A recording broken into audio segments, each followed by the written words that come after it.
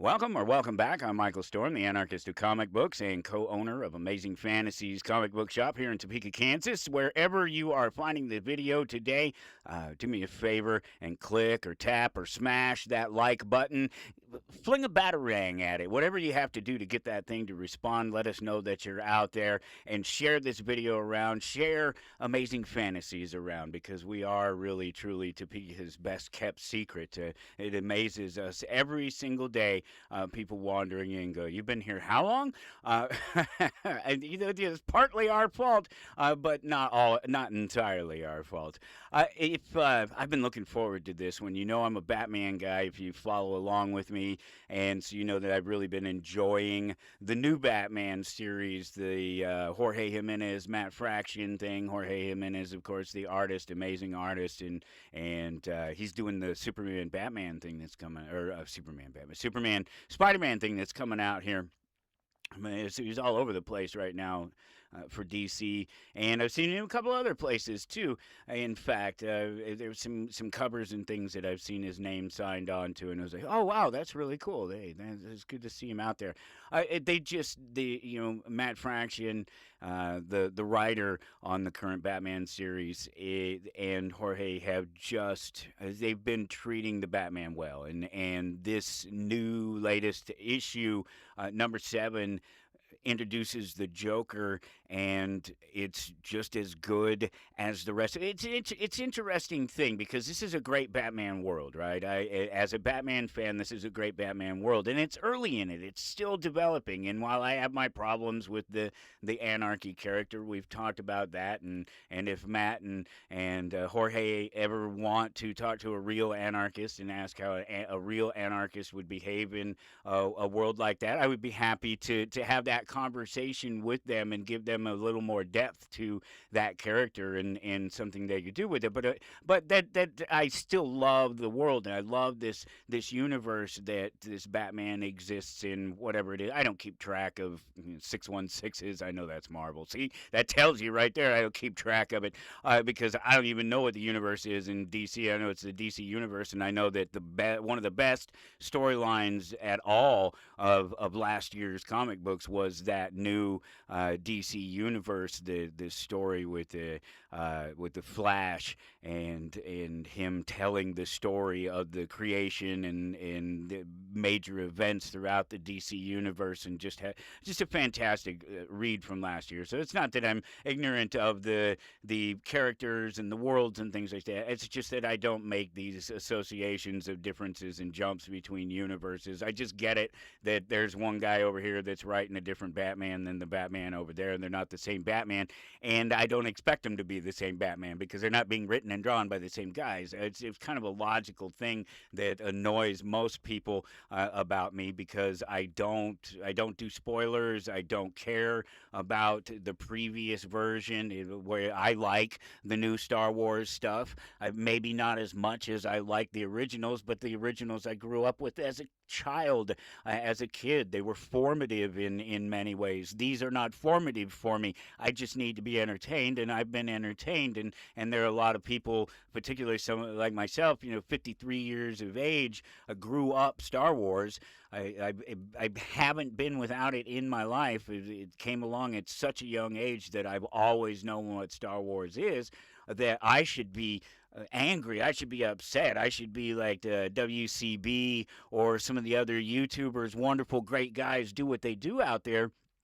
But all they do is just sort of complain about these things. They don't ever seem to try to just enjoy them for themselves. They seem to want to do their influencer thing and talk about them and speak badly about them in a lot of cases. And to me, that's a waste of time. Why would I want to read something, find out that I didn't enjoy it, and then go and talk more about how I didn't enjoy it? So it won't get that from me. What you will get from me is me struggling to try to draw a thin line between what I tell you and what I don't tell you, because I don't want to ruin the story for you. I don't want to ruin the book for you. The whole point of this is to get you to come and buy one, particularly to come buy one from me. I know that's unrealistic from in most cases, but really, truly, to just shop at your local comic shop, pick up these books because something about what I'm telling you interesting. I don't want to ruin the story for you. Don't have to worry about that so much in this particular Batman world, because this is a recognizable Batman world that they're setting up here. Obviously, only 7 issues in.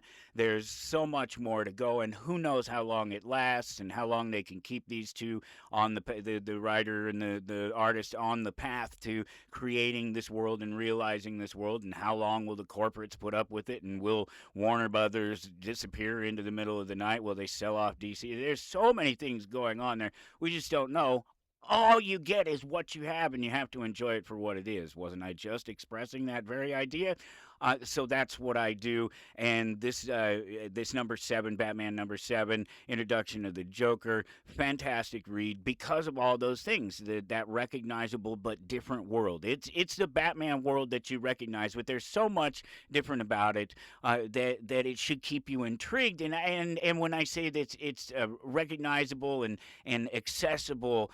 And some people think that that's boring. I think it's the opposite of that for most people. I think it's that it's comfortable, it's safe, it's familiar, it's what people love, it's what they want to see. And I think that Matt and Jorge have really tapped into that with this Batman and what they've been telling, the stories that they've been telling, and the pictures that they've been presenting the stories with. It's fantastic. It's familiar, but it's different, and that's a good thing. That's a good thing for new people. That's a good thing for old people. Old people, if you accept that they need to change, that they need to be different, that there needs to be. I'm not talking about wholesale changes. I'm not talking about things that are politically hot topics. I don't really particularly care. That's another one of those things that people I'm supposed to be upset about as a white male comic book reader. I'm supposed to be upset about these things. I'm supposed to be upset about gender swapped penguins and racially swapped spider people and handicapped spider people and stuff. I don't care. Either the stories are good, either they're written well and they're drawn well, or they're not. And that's all I care about. And I just love this Batman, and I've just been enjoying it. And so they finally get around to bringing us the Joker. I've had a number of other wonderful characters, but really they're setting up their own Batman world. You have the Minotaur, and you have Dr. Zeller hanging around in the background, and still Bruce not aware of who she really is, and her not aware of who Batman is at this point. And so there's all of this wonderful world building in there that's different and new, but in that same Batman world. And so we got to bring the Joker in at some point, right? Well, the Joker is patient 10, and of course he's under the care of good old Dr. Zeller, and he's been stilled. They call it the stilling process. So he's taken and he's placed in this Star Wars, like, since we're talking about Star Wars, the Star Wars like back to tank thing, and he's disconnected. It's a prison. He's not supposed to be able to get out, but he's debilitated. He's in this thing. He can't speak. He's underwater, so of course he can't speak. There's machines hooked to his brain, and there's some kind of crown, some artifact or something that Dr. Zeller references in there that if I'm supposed to be aware of it already, I apologize that I'm not. But at any rate, it helps facilitate the communication, and it's all really well controlled, and you have to walk a certain path, and if you deviate from the path, this is inside the prison there, and if you deviate, hospital, I guess, if you deviate from the path, you'll get zapped, and there's also like a sort of a kill switch, a real world kill switch. They suck all the oxygen instantly out of the room and kill everything. I won't describe it. Read the book; they'll describe it for you. because that could potentially happen. So Joker is in this thing, and somehow he gets a message out to Batman. He says, "I want to talk to you." And so Batman shows up, and this is one of these great things that's familiar about the world, but it's so different.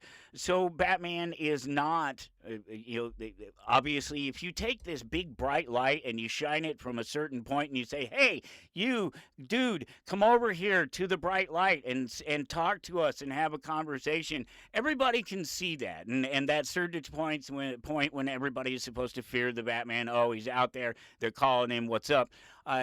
This, in these times, we recognize that as a place where it'd be really easy to target the Batman and the people that are calling him and take them out.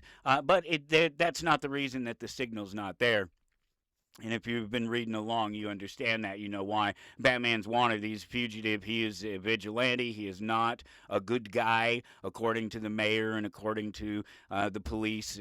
Most of the police. Jim's obviously around, and Bullock's around too. Great Bullock. I love that there's these core sort of recurring characters, and this book is great at it. But they've been great at it all along. They're in there. They're where they need to be, and they're doing the things that they need to do to be the characters that they are.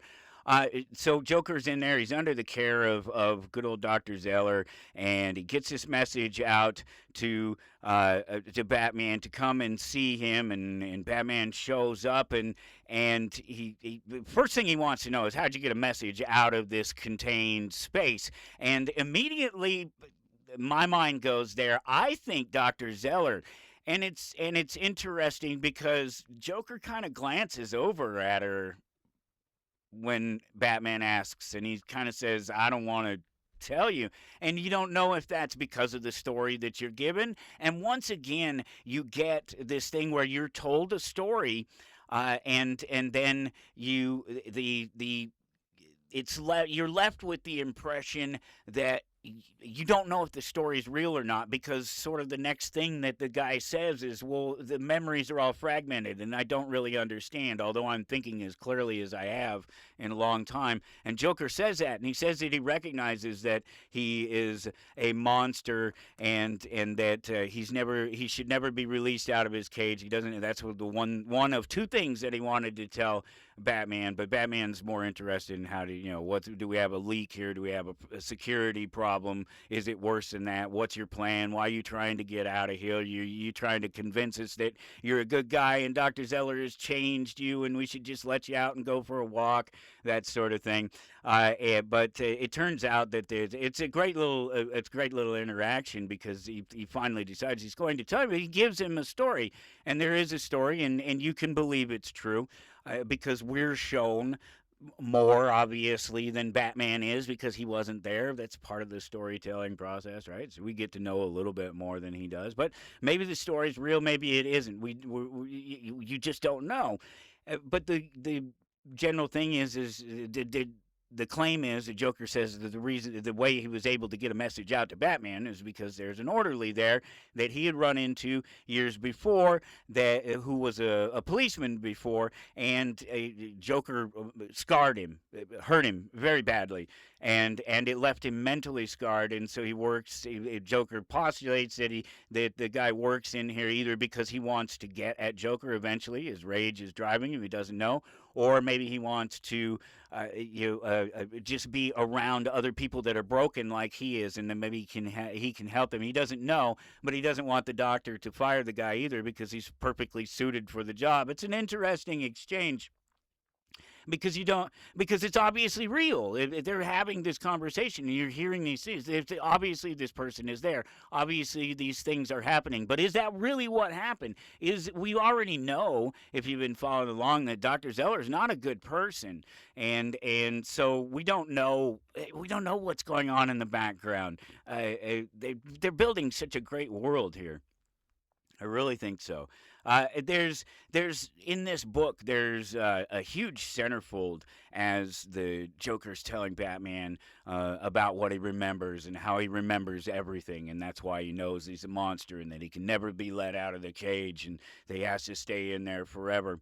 This wonderful fold out that Jimenez has done a gatefold right out of the middle of it, and it's images of the Joker. It's things that you would expect. It's various images of the Joker himself, looking at different ways, different outfits, different things that you would recognize from certain stories and things that he's done, places that he's been. You would get these things right away. You know, there's the Joker fish. There's several images of the Joker fish, so you get that in there.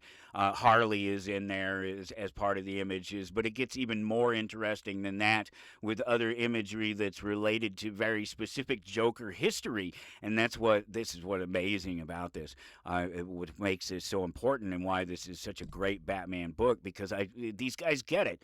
Matt and Jorge really get it with the Batman character, and they're really making the extra effort to make this the Batman everybody loves, but a Batman that people don't know. I can't stress that enough. I think it's extremely important today with comic books where they are, and with people where they are in terms of reading, with technology where it is. If you want people to come and pick up these books and to read these books and enjoy these stories, and you want to span generations, you have to recognize the history, but you have to be able to introduce the new, the different, the something special, and these guys are pulling it off. It's a really fantastic thing. I've been particularly impressed with it, and particularly as somebody who makes it a point to go out of his way to read other. I'm reading a lot more stories right now than I am doing reviews. Way more than I'm doing reviews for at this point.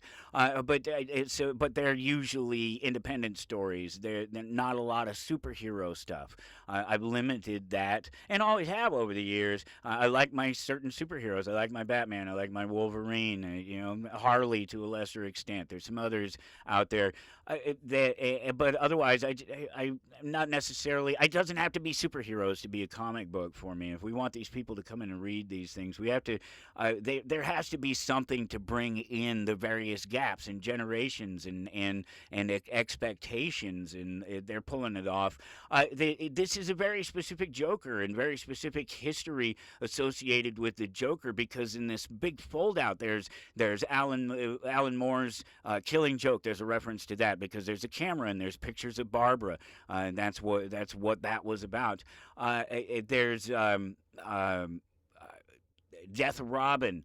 It appears to be. I mean, he's dragging his sort of lifeless, bloody body along. Sorry for the over explanation there, the description, but it's there. It's in this image. The removal of the Joker's face, that whole thing. Boy, there's some imagery in there, isn't there? He's aware of his past. He knows he's a monster. He knows that he can never be let out of this cage, and that's why he's brought Batman there. Don't ever let me out of this cage. Oh, but Batman, there are two reasons that I called you here. And that's the joke, right? No. He's in this cage. He has some sort of clarity, and he has a feeling. Someone, and it's more than just a feeling. Someone is out to get Batman. Someone is coming to kill him, but it's a secret, and some people can't know. Only certain people can know, and I have to shut up there because there's a last page reveal. It's amazing. I love it. I love this book.